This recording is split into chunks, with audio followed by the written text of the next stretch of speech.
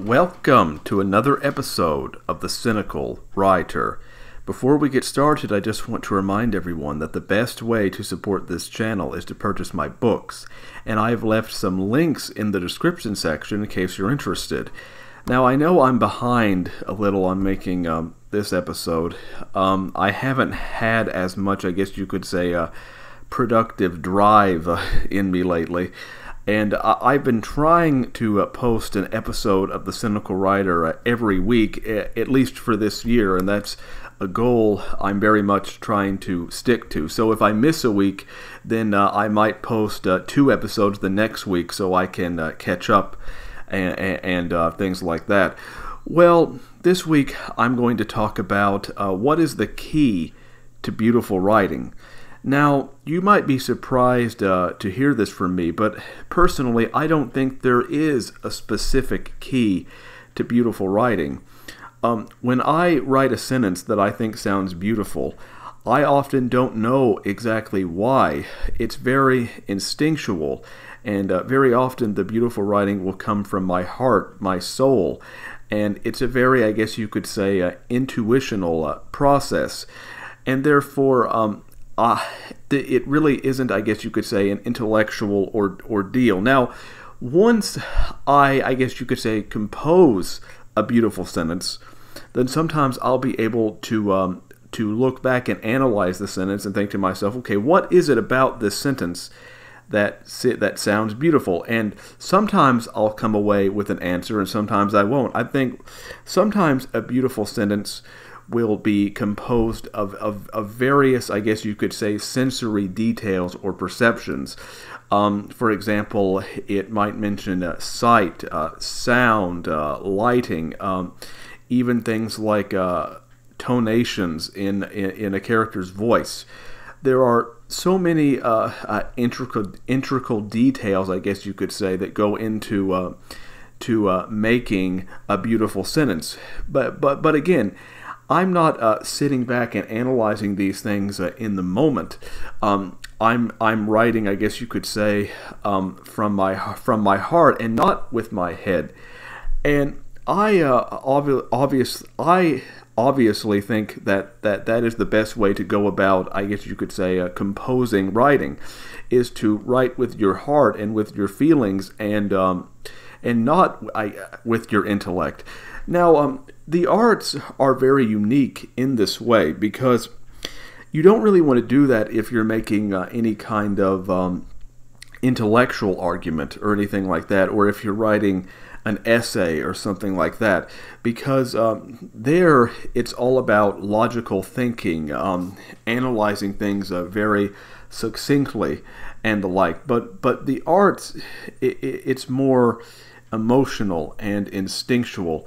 And that's why I'm not really a huge fan, I guess you could say, of certain academic approaches to writing, where a professor will try to analyze why a certain piece of writing works. I mean, it's valuable, obviously, but people can overdo it. And I honestly don't think it's a good idea for writers, especially if you're writing fiction, to have all of these preconceived notions for what makes a good sentence. I think that can be very detrimental to what a writer is trying to do, and it's something that should be avoided at all costs, in my estimation. And writing, at its very core, is not, again, an intellectual exercise. It's an emotional one. And very often I will use the same philosophy when reading books. I'll think to myself, wow, that's a really great sentence. And I won't always be able to tell you why that's a great sentence. Very often that's just how I feel in the moment. Because writing is a very surreal, cathartic experience when it is working at its best. I mean, it isn't always, but at its best, writing will be a very integral and a very cathartic experience, a very surreal experience. I actually think that if you want to get any kind of high. Don't take drugs, which of course can be very dangerous. Sit down and try to write or paint. I mean, of course I can't paint. All my life I've been wanting to paint, but I don't really have the skills, I guess you could say, to draw, because my hands are very clumsy and very flimsy, and therefore I have chosen writing as my creative outlet. To give you an example of having this kind of experience, just the other day I wrote a passage that I think captures what I'm saying very accurately and very precisely. I wrote, "As Walter opened his disillusioned eyes, only the discolored derelictions within the sunken ceiling awaited him. His sensory aptitudes, usually unquantifiable, were caught within a discombobulating haze, its precise origin shrouded in immateriality. The chamber was devoid of all illuminance, save for a pastel stream of lunar light. How long he had been asleep he could not precisely conceptualize. Often quite visceral in their formulations, his dreams were hollow murals, and all integral ornaments had been lost to the luminosity of eternity." Now, I think that is a very well-crafted passage overall, and of course some passages are very difficult to construct, and they can require a certain amount of intellect, but then other passages can be very streamlined. They can be very smooth when you're writing from your gut, from your soul. And so I think overall it is far better to write from your heart than with your mind. And that's why I'm not really a huge fan of a lot of these self-help books that people promote about, okay, well, here's how to craft this kind of story, or the anatomy of writing. It's good to be aware of those ideas. I'm not saying they don't have any merit at all, but the idea that you have to be consumed with these formulas, and that if you follow these writing formulas that you're going to succeed, well, that's simply not the case. And even if it were the case, I just think it would take all the fun out of writing if you're constantly thinking about, oh, what would this writer do, or what is the formula for this? To me, if you're trying to formulate some kind of logical or intellectual argument, I get it. I understand why you would need that kind of information. But writing, it's more about emotion and feeling. It's not again an intellectual process.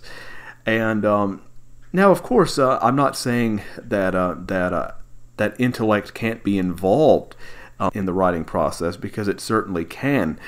But there are limitations to what your intellect can do, and man is very limited in that way. The fact that we are finite creatures, finite beings, and therefore we will always be limited in our intellectual capacity. But we have, I guess you could say, certain intuitional capacities that exceed that of, I guess you could say, other mammals.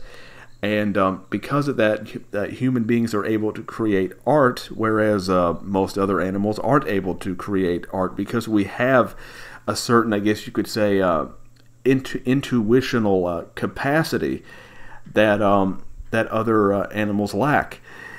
And that's why I think that in society we need to value that kind of intuition more, because we live in a very, you could say, age.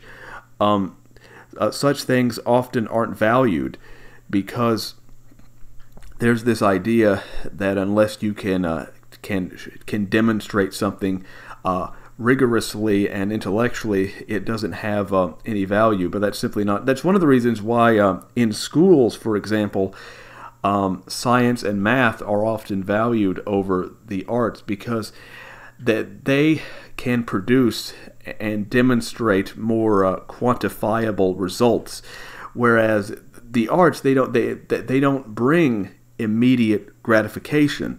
You have to actually you actually have to work harder in some ways to understand their merit and their meaning. And therefore, the creative arts are unlike, I guess you could say, any other I guess, subject. And for that reason, they have a tremendous amount of value. And in fact, if you actually look at a lot of what writers in the past have done, you'll often find that they weren't analyzing the meaning of the writing very closely while they were writing. And there have been so many times where university students have asked other writers, was this what you meant when you wrote this sentence? And then the writer replies, well, of course not. I was just going with my feeling. And I think that's one of the detriments of how university students are often taught, is that they're taught to overanalyze everything. Now, of course, I am not saying at all that analyzing art has no place, but when you're creating art, it can be very detrimental if you go too far with that. And therefore, I think a more instinctual approach is a lot safer and healthier in the end, because so much, especially since your overall goal to being a writer is not to attain any kind of monetary gain. If that happens, of course, you will be deeply appreciative. Of course, I want to make a living as a writer, but not at the expense of sacrificing my own integrity. And so much of analyzing writing is about trying to find the keys to success, popularity, or something like that. Not the true purpose of writing. The true purpose of writing is to connect with your mind and with your heart and with your soul. That's the true purpose of writing. Again, it's a very instinctual experience. Well, I hope you enjoyed my speech for today. Like I said before, if you would like to support this channel, you can check out my books in the description section. Don't forget to subscribe, and until next time,